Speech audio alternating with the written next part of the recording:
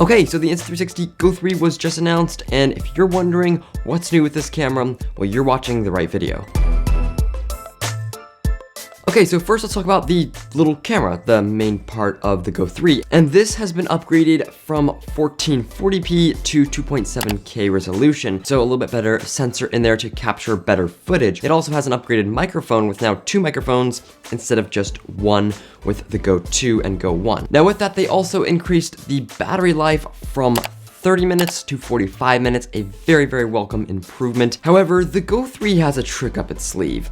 It has a new thing called the Action Pod. Now, this is a little device that basically makes it like a standard GoPro when you pop it into it. Now, what's super cool about this is when you pop it in, now you have crazy long battery life, longer than any GoPro, and you have a giant flip up touchscreen that is super helpful for changing settings, but it gets even better. And before I get into that, if you don't mind just hitting that subscribe button, really helps out this channel. I post videos about tech every single day, and I'd love to have you part of the Jam Tech community. Now, what that does for you is, let's say you want to pull off your camera and put it somewhere.